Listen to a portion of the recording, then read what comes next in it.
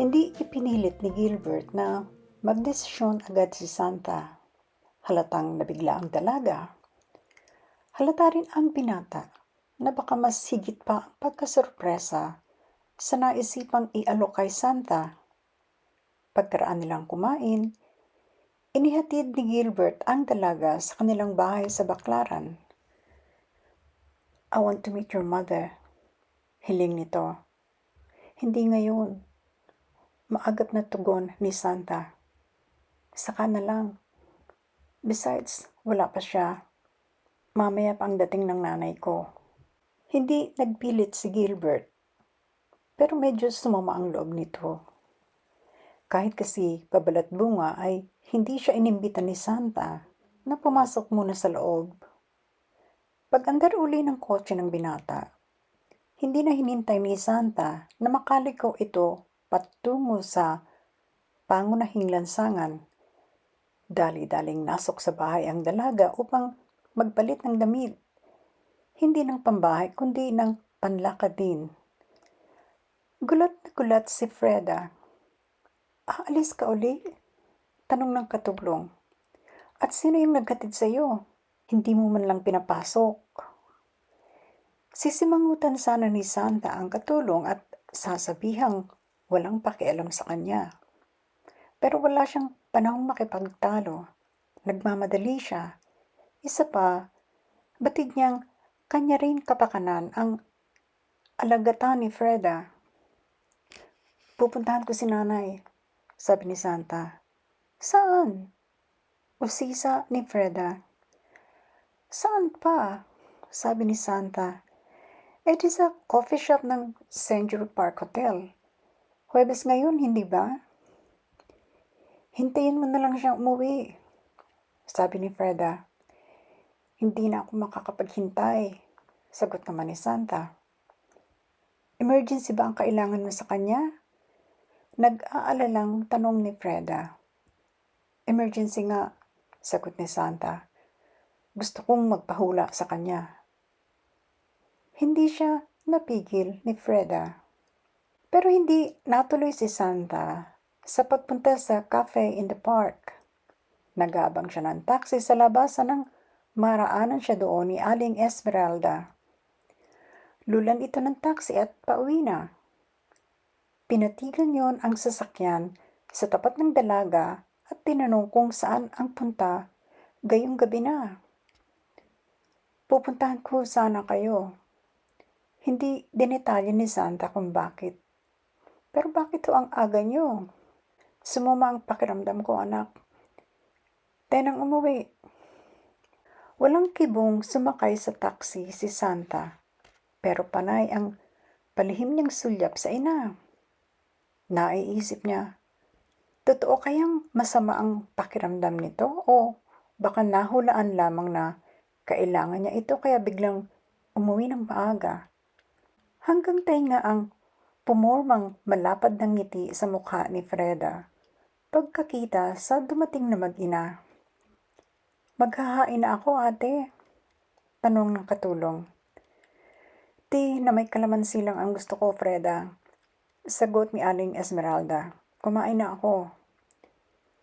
"Ganoon din sa akin, Freda," dugtong ni Santa.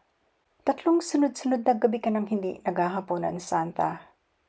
Usig ng ina sa dalaga. "Nakakain na ho ako," maagap na sagot ni Santa. Hindi na nagpilit ang ina. Pumunta na si Freda sa kusina upang maghanda ng hinihingi ng mag-ina. Hinawakan naman ni Santa ang nanay niya sa braso, sabay sabing, "Gusto ko hong pahula sa inyo kaya ako sana kayo pupuntahan sa coffee shop." Dumilim ang ekspresyon ni Aling Esmeralda. "Alam ko ho, Nay, ayaw ninyo akong hulaan, pero mahalaga hong malaman ko kung ano ang..." Pinigil ng ina ang iba pang sasabihin sana ng dalaga. Iminwestra nitong maupo muna sila. Tumalima si Santa. Naupo siya sa upuan sa tapat ng ina. "Ang alam mo lang ay yung ayokong magbasa ng kapalaran ng kapamilya," Simula ni Aling Esmeralda.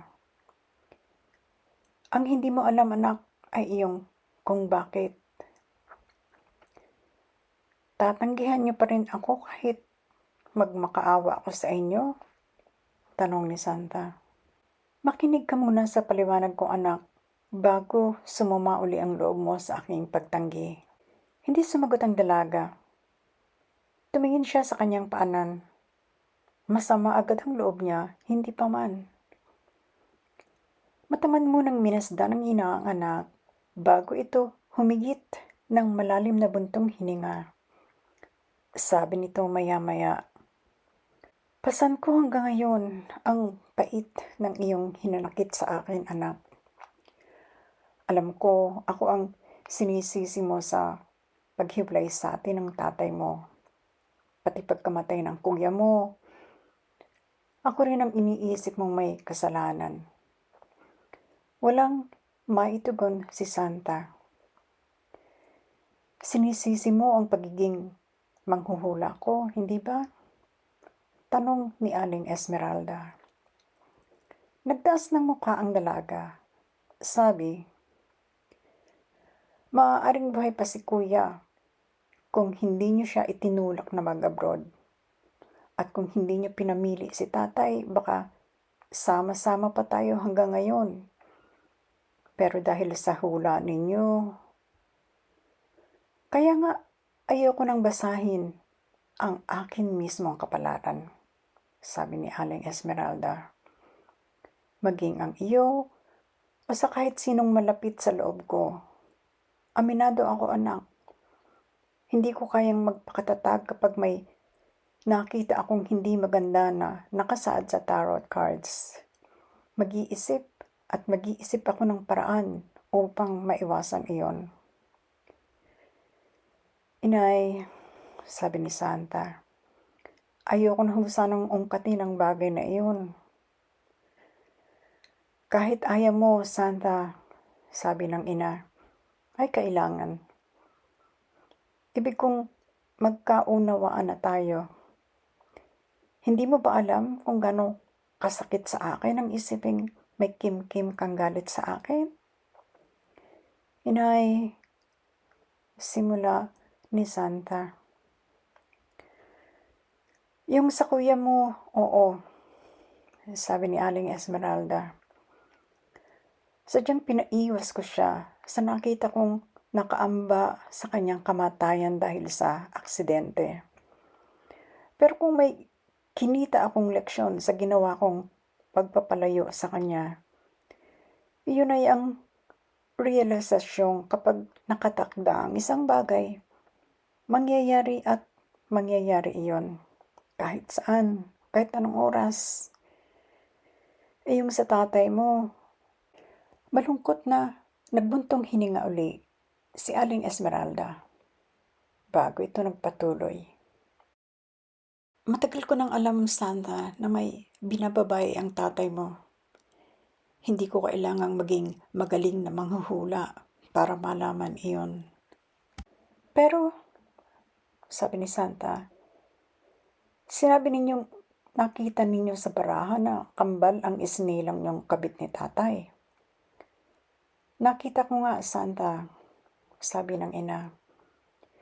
"Pero kung ilan ang nauna niyang anak sa babaeng yun.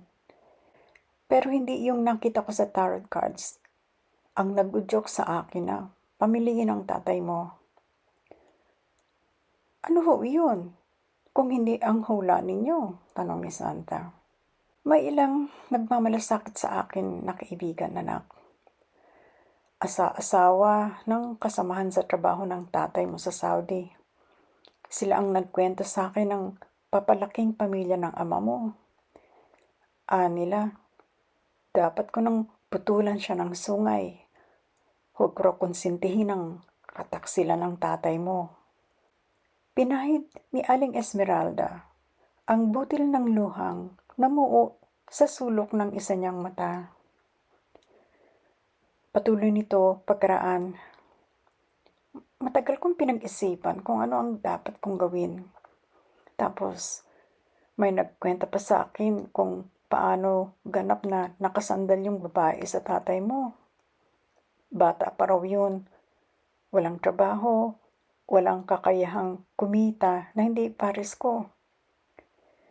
Nang magdesisyon akong pamiliin ang amo mo sa aming dalawa ng kabit niya, kahit hindi ako gumamit ng baraha, alam kong tayo ang iiwan niya. Ni hindi ninyo pinaglaban ang karapatan natin kay tatay? Sumbat ni Santa sa ina.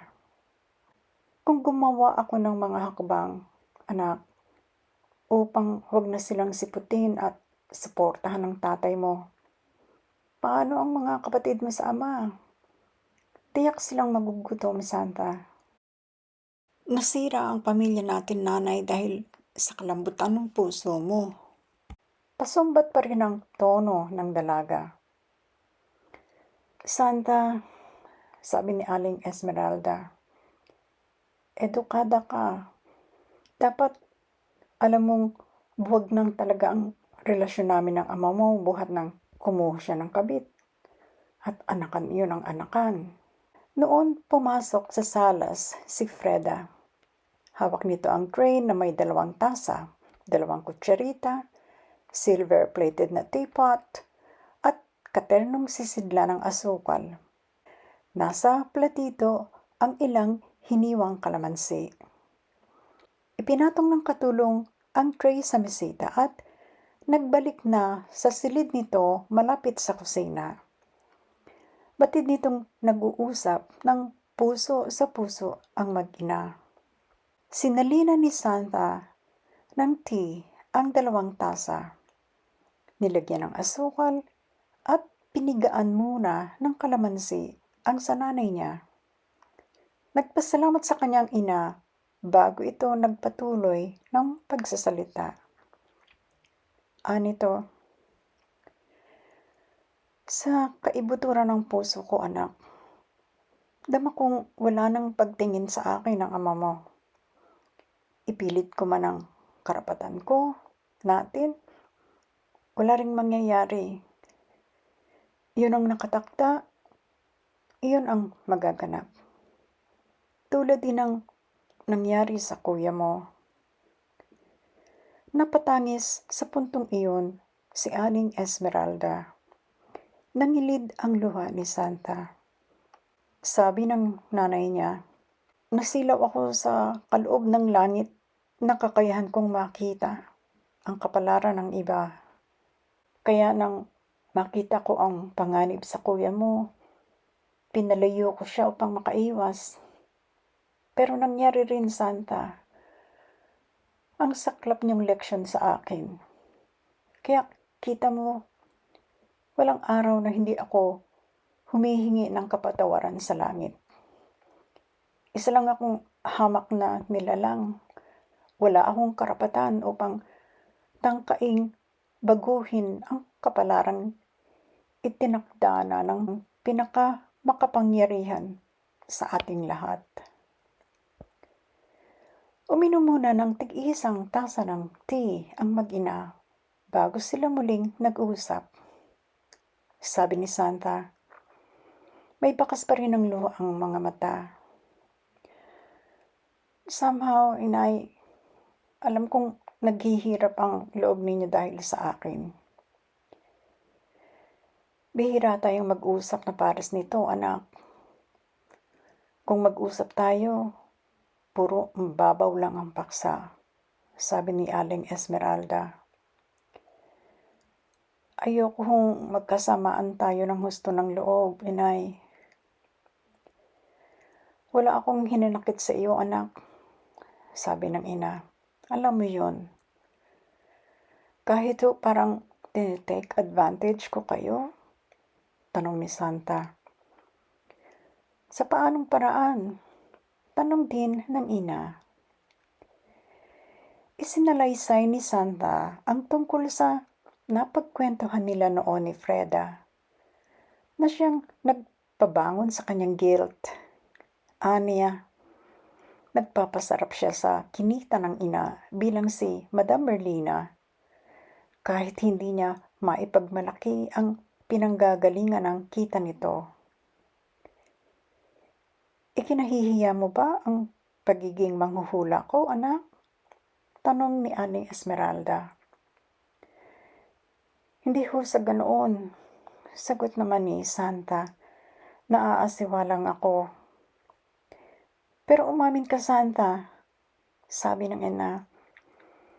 May pakinabang din ang kakayahan kong magbasa ng kapalaran, hindi ba? At hindi sa ating kabuhayan ang tinutukoy ko. Tinitigan ng dalaga ang ina. May laman ang tinura nito. Ilan na bang tagahanga mo ang pinapunta mo sa akin para magpahula? Sabi ni Aling Esmeralda. Napamulagat si Santa. Paano iyong nahulaan ng ina? Alam ko, sabi ni Aling Esmeralda. Pero hindi ko agad nahulaan. Paano ho ninyong nagawa iyon? Takang-taka si Santa. Inubos muna ng matanda ang ikalawa niyang tasa ng tea bago sumagot. Anito? Alam mo sigurong iba-iba ang gamit kong tarot cards. Depende sa nagpapahula ang pinipili kong set. Maaring ayon sa edad o kung babae o lalaki. Madalas nagpapagabay ako sa vibrations ko sa tao. Ngayon, sa lumipas na 2 taon siguro, basta may magpapahulang lalaki na sing edad mo, humigit kumulang, at tipong mataas ang pinag-aralan, kung bakit yung espesyal na set ng tarot ang napipili kong gamitin. At kung bakit lagi ring lumalabas yung card ang simbolo ay mailap na dalagang may hawak na espada at dugo ang puso. Napamaang si Santa. Patuloy ni Aling Esmeralda. Isang bahagi ng panghuhula ko ay yung pagtatanong ng nagpapahula. Pero sa isip lang nila ng 3 bagay. Pagkasabi nila yun sa isip nila, huhugot sila ng card. Ibabatay ko sa card ang sagot sa tanong nila o sa wish nila. Laging lumalabas ang card na iyon. At ang laging sagot sa tanong nila ay hindi, malabo, imposible. Noon nagbuntong hininga ang dalaga. Alam niya, talagang nabuko na siya ng ina. Mag-iilang buwan pa lang nang mapagtagni ko ang kaugnayan mo sa mga lalaking iyon, Santa. Kilala mo sila, hindi ba? Tanong ng ina. Umuo si Santa at ipinaliwanag na iyon ang paraan niya ng pangbabastos sa manliligaw. Si Aling Esmeralda naman ang nagtaka. Sabi, bakit hindi mo nalang sila prangkahin? Mas effective kapag si Madam Merlina ang nagsabi sa kanila na wala silang tsansa sa puso ng mahal nila. Bakit? Tanong ng ina. Dahil napapahiyang ngumiti si Santa sa ina sa puntong iyon. Sa umpisa pa lang ho, marirealize nila na mahusay kayong manghula. Kaya kapag sinabi ninyong wala silang pag-asa, titigil na sila ng pangungulit. Naniniwala ka sa akin? Halos hindi makapaniwalang tanong ni Aling Esmeralda. Asiwa lang ako, inay, na ipagsabing fortune teller ang mother ko. Pero kung sa bilib akong talaga sa hula ninyo. Gugustuhin ko bang basahan ninyo ako ng kapalaran kung hindi? Si Aling Esmeralda naman ang ngumiti. Anito, sa palagay mo ba, pagbibigyan kita kapag nalangisan mo ako? Ibinaba ni Santa sa tray ang hawak na tasa bago siya tumindig. Pagkatayo, lumipat siya ng upo sa tabi ng ina. Ania, may namito akong lalaki na pakiramdam ko'y mahal na mahal kong talaga, inay. Kaya gusto ko hong malaman kung kami ang magkapalaran. Dudosang tiningnan ni Aling Esmeralda ang anak. Nito, siya ba ang ginagamitan mo ng mabangong langis at rosas na kandila gabi-gabi? Kinagayo mo siya? Napahumindigan dalaga. Hinulaan niyo na ako ng lagay na yan. Hindi, oy. Natatawang tugon ng ina. Pinasok ko ang kwarto mo kaninang umagang pag-aalis mo. Inalam ko kung ano yung naaamoy namin ni Freda hanggang sa dumating ako sa gabing-gabi. Gustong magalit ni Santa, pero hindi niya magawa. Kapag nasa coffee shop lang ako umaaktong si Madam Merlina. Kapag naririto ako sa bahay, nanay mo ako, Santa. Nag-aalala na ako sa hindi mo pagkain sa gabi. Kailangan ba yan sa ginagawa mong panggagayuma? Hindi ho gayuma yun, inay, sabi ni Santa. Wala naman akong ipinaiinom o pinakakain sa kanya. Dasal lang yun at kandila. At anong tawag mo ron? Kulam? Hindi seryoso ang tono ni Aling Esmeralda. Hindi naman ganoon yun, inay. Giit ni Santa. Gusto ko lang paibigin din sa akin yung guy na gusto ko. Anak, payo ni Aling Esmeralda, yung talagang iyo, sa iyo sa takdang panahon. Hindi mo kailangan ng dasal, ng langis at kung ano-ano pang ritual. E di, hulaan mo na lang ako, inay, kung sino ang magiging asawa ko. Noon biglang nag-iba ang ekspresyon ng ina ni Santa. Tumigas na hindi mawari. Tila may naalalang ayaw tanggapin ng kalooban. Tumayo na ang matanda. Ibig ko nang mahiga, Santa.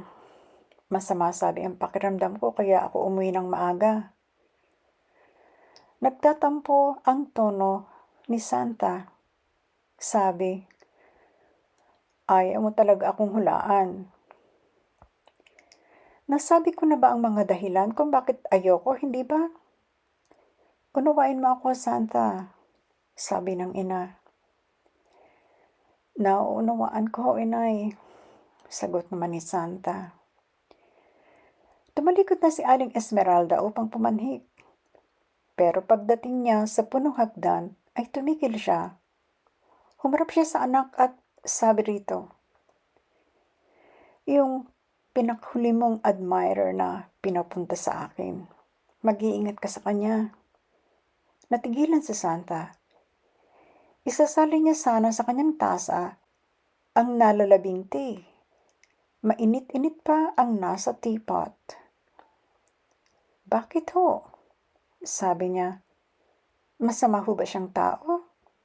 Pangit ho ba ang kalooban niya? Sunod-sunod ang pag-iling ni Aling Esmeralda. Nito. Hindi naman. Kung sa mabuti siyang tao. Lamang nakita ko ang kakaiba niyang determinasyon sa babaeng may hawak na espada at dugo ang puso. Lumabas din ho ang card na iyon? Tanong ni Santa. Tumango ang ina. Bakit ho ako dapat na mag-ingat sa kanya? Nag-aalalang tanong ng dalaga. Ibang klaseng magmahal ang lalaking iyon, Santa.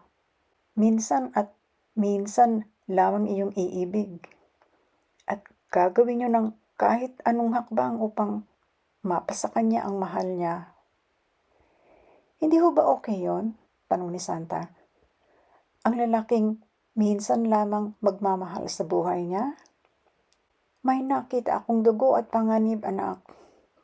Nakaugnay ng pagpipilit ng lalaking iyon na pagwagihan ang puso ng kanyang mahal.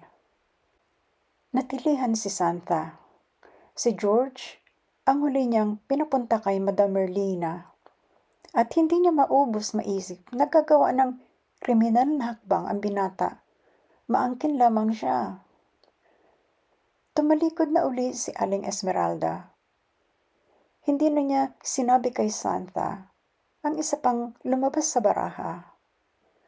Ang lalaking huli niyang hinulaan ang makagagapi sa puso ng babaeng mailap na may hawak na espada. Yun nga lang, dadanak ang dugo bago yun magkaroon ng kaganapan. Lumiban si Santa sa kanyang ritual, ngunit hindi si Aling Esmeralda. Inulit-ulit ng matanda ang pagrorosaryo.